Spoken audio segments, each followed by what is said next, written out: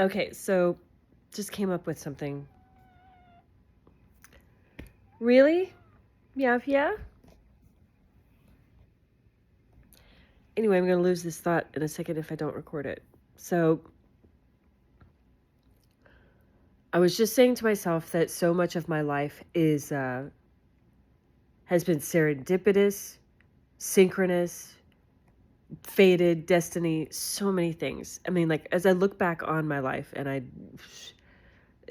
see so many things that are just like foreshadowing in a story or in a video game or a movie. It's like where you see like a little clue, you know, long before the thing actually happens, that it's related to. And there's shit like that scattered all through my life.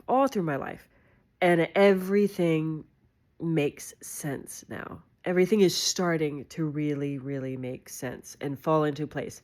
And what I was originally talking about was the pattern recognition, and how like that's always been how I divine out the truth.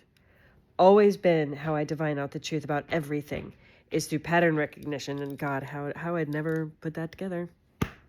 I have no idea, but I just thought it was some goofball. But anyway, but no, pattern recognition. When I was doing all of the UFO research and the conspiracy theory research and all of that stuff back in the 2000s,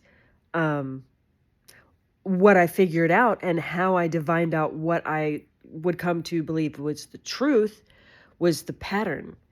Because, I mean, I paid attention to everything. I consumed all knowledge. Like, I consumed all data. This is why I have the feelings about data that I do. But I consumed all data as if it was equal, as if it was only judged by its size, like not by its content, not by its anything or subject matter whatsoever. The only thing is it had to fit in the category of like what I was interested in learning about: ghosts, UFOs, aliens, basically anything explored on X-Files. I was interested in anything, anything supernatural, anything paranormal, which it's so funny is that led into quantum physics, that led into string theory, that led into a lot of other things. But it's fun. It was stepping stones. So it started with aliens. It started with aliens and 9/11. Those are the two things that started me researching intensely. And I started researching, to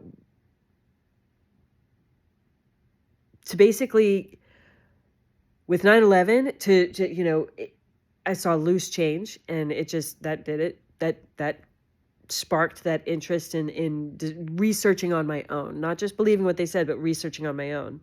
And that led down one direction of conspiracy theories, of like human conspiracy theories. And then that was very, very fascinated with cryptozoology. I'm really getting off subject. This is very...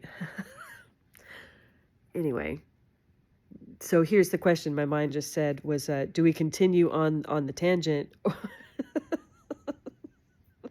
Or do we get back to what we were originally talking about? Let's go back to what we were originally talking about, the pattern. Okay, the first show I ever worked on was Fringe. And in that show, it's all about the pattern. And and I only put this together recently because I was doing all of my research. I started working on Fringe in 2010. So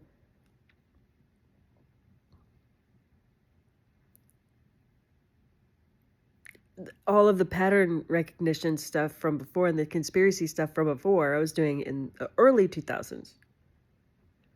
Isn't it funny that the first like television show that I work on in Hollywood is all about that? And here's even more synchronous stuff. Okay, now we're going to go down the tangent of the synchronous stuff that happened and how it makes all makes sense. So Fringe, Orky and Kurtzman, the guys who wrote the first Transformers live action Transformers movie, but they wrote Fringe as well. And Fringe and the first Transformers movie are connected because the working title for Transformers was Massive Dynamic, which was, the big company, Bell's company in Fringe, Massive Dynamic. So there were lots and lots of crossovers, and Bell, the elusive character in Fringe, Walter's best friend / nemesis, is Leonard Nimoy. Transformers, Galvatron, my Galvatron. This is the first show I ever got to work on in Hollywood. This is one of the things this is what I call a door. There's a portal. It's a door opening. That's one of those doors. Like, there's in your life, like, you will go through life and you will encounter situations that are closed, locked doors, open doors, and doors you have to open. So, like, this was a wide open door, for me, and it was made for me. Like, it was one of those synchronous things that in life where it was so unbelievably perfect. And the job I got to do, and also, I mean, the fact that I even got the job in the first place was an insane, like, crazy coincidence, that just, because I was in LA and I was looking for a job and I had no idea how to break into the industry. The only thing that I knew was that you had to know somebody. Like, you don't get in the industry. You don't just go to Hollywood and get in the industry. You got to know somebody. So especially if you don't have the degree for the industry you're trying to work for. Like, I have a degree in advertising. It was the closest thing that I could get to film and television, which is what I wanted. But the college I went to, there was a satellite campus of FSU. And that's what I could afford, at going back the second time and paying for it myself. And yeah, so I had to go where I could afford to go to get that degree. And so the degree I got was in organizational communication or professional communication, something like that, with a minor in motion picture television recording arts. And I had to finagle that shit. I had to fight for that for that minor. I had to fight for it. It was rough. Anyway, but I got it. And that's the only thing that got my foot in the door was that minor. And I'm so glad I fought for it, because if I didn't have it, there's no way I would have gotten in the industry at all. And I was lucky that I got in anyway. It was all right. The chain of events is insane. So what happened was excuse me, hold on. So when I graduated college, I divorced my husband and graduated college on the same day. And so my sister said to me, if you have balls, you move to LA. Because I didn't know what I was going to do with my life. I didn't know. At this point, I was like, I could go anywhere. I could do anything. So what I had wanted to do was go to film school in New Orleans, but that's when Katrina happened. And I was sitting on cardboard boxes, ready to move. When Katrina happened, I was supposed to get a film degree in New Orleans, and that didn't happen. So I had to readjust my life, and that's why I got the degree I did, where I did. It was because of Katrina. And so when I got to LA, I didn't have, like, I worked at, the station in Panama City, the news station. That's the only credential I had. It was that I worked for ABC. And so that was like my foot in the door. That's what I thought would be my foot in the door. But no, I did. No, they don't care. But anyway, so I got I worked at the little cafe that was there, and Mary's Market, and at one point I had 3 or 4 jobs all at the same time. I put my resume on Craigslist. I literally, like, 2009, I put my resume on Craigslist. And a school photographer, local school photographer, contacted me to be her assistant, carry her equipment and stuff like that. So I did that and had a meltdown, a serious meltdown at excuse me, at one of the school events. The school was in Monrovia? Arcadia. It was in Arcadia.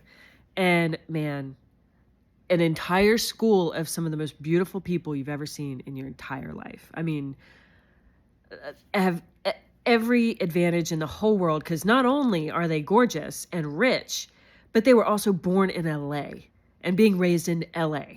So like they don't have to fight and claw and, you know, and freaking lose members of their family and shit to get there just to have a chance. You know what I mean? They're already born there. I was so filled with jealousy and rage and injustice, and it's just my sense of my sense of injustice was at peak. And because I was thinking of all the people, not just myself, but I was thinking of all the people in like the talented, super talented people in like Alabama or Mississippi, or, you know, I was thinking about people basically back home who are super talented, but no one in their life encourages it, and they have zero money to do anything. So like it broke my heart for a whole world of people that didn't have the chances that these kids were born with. And I just lost it. And I broke down, I ran out of the gym because I was filming them dancing around, and perfect time, of course, in their beautiful dances that they were doing for each other, senior something. And God. And she came to me and she was like, "What's going on with you?" And I was like, "I am losing my shit. I'm moved halfway across the country. I live with my ex-husband, and he's not really even being my friend right now, and I want to work in the industry, and I have no in. I don't know what's going to happen. I'm terrified." And she was like, "Really?" And I was like, "Yeah.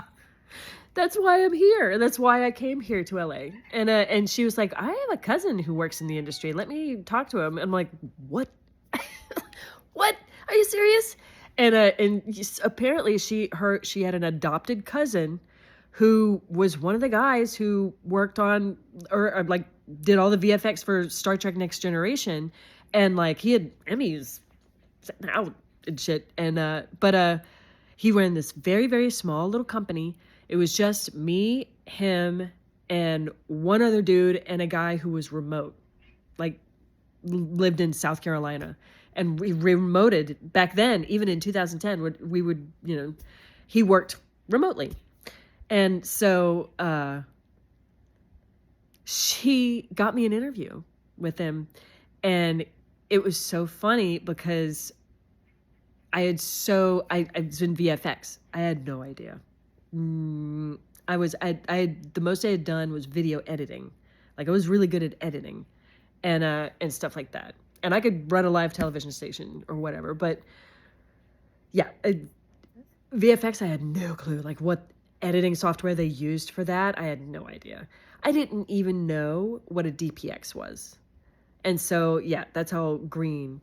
But he was like, when in the interview, he that's basically what he said. He was like, you know, we talked a little bit about why I was there and everything. And then he was like, "Do you know what a DPX is?" And I'm like, And he's like, "Do you know what a JPEG is?" And I was like, "Oh yeah, yeah." And he's like, "Good." And I was like, "Okay, what?" And so he basically explained to me like he was sick and tired of film school students going in there thinking that they knew more than him. He was sick of those people. He wanted somebody that was green, that didn't know anything, that he could teach from the ground up, everything that he knew. And so I was basically getting hired to be almost an apprentice situation. So I was like, "Oh my God. Oh my God." It's like, "Oh my God." I was so happy. It was like the greatest moment of my life when I got that job. It was the greatest moment. God.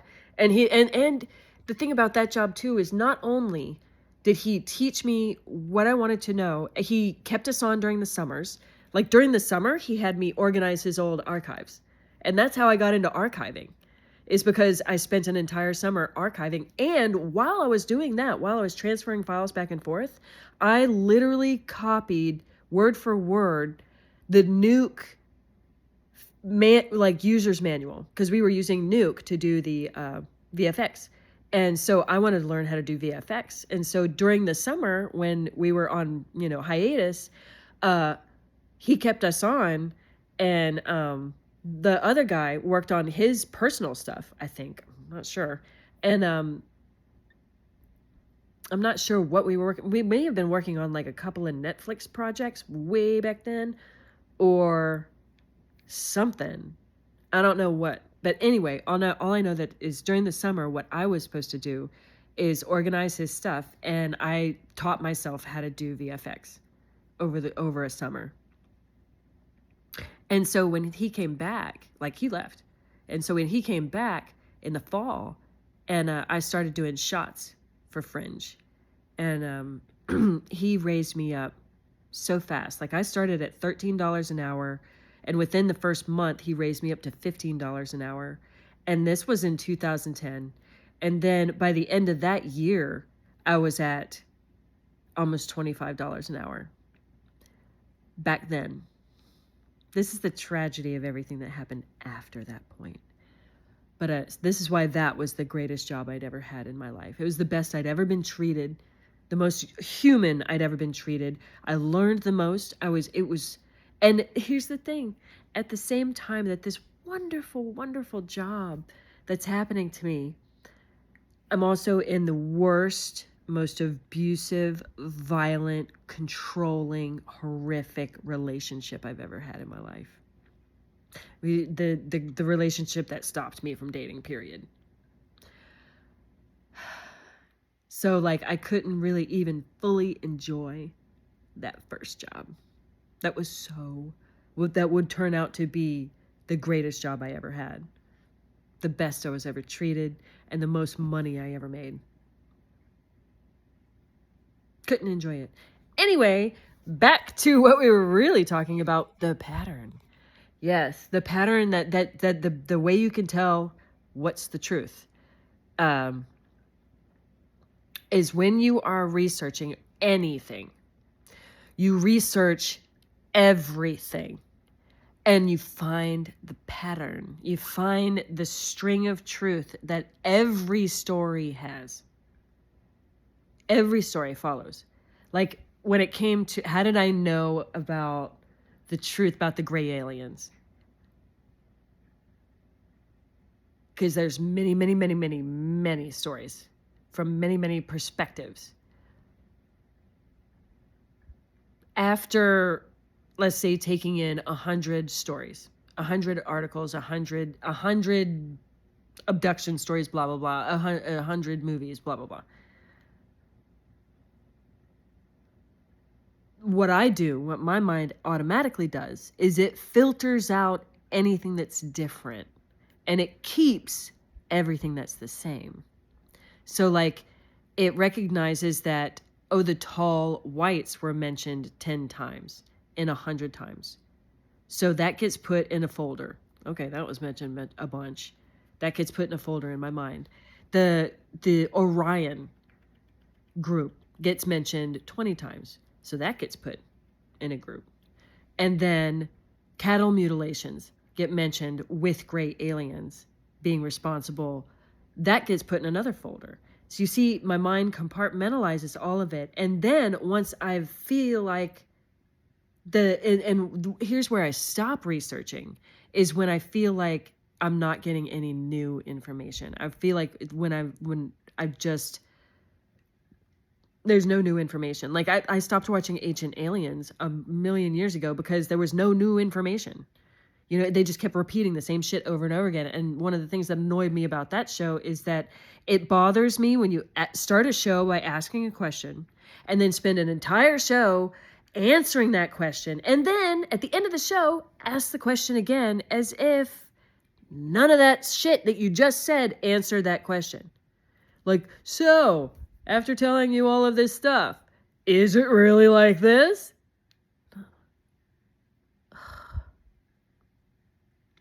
What I wanted was so at the end of the show for them to say, so, now you know. Moving on.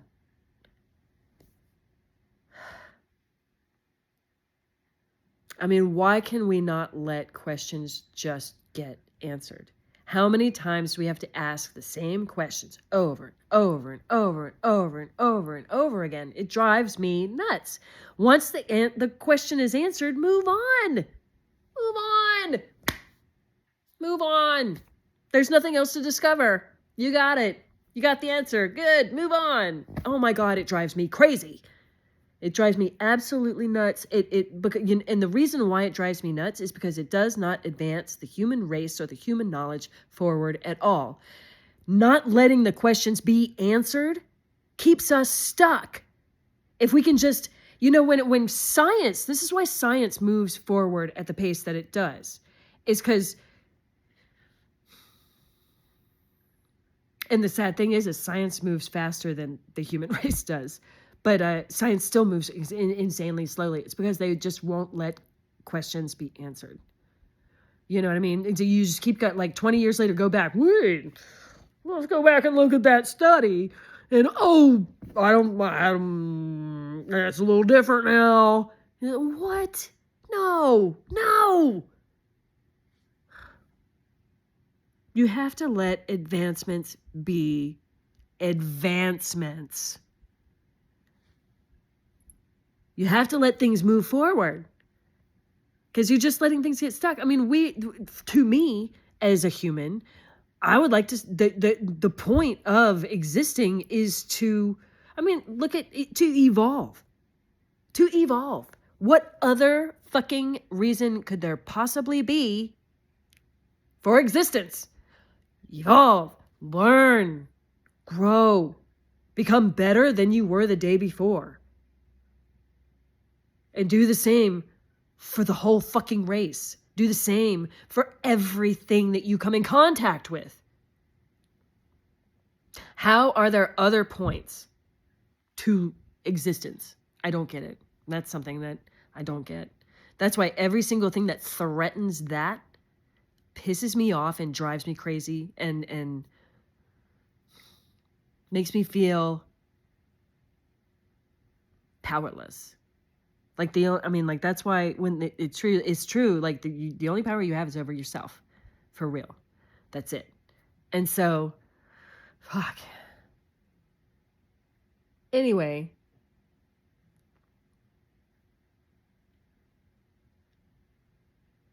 Yeah.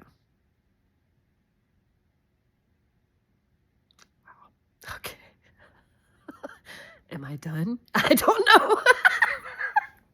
Well, okay. There you go. And now I can't turn it off.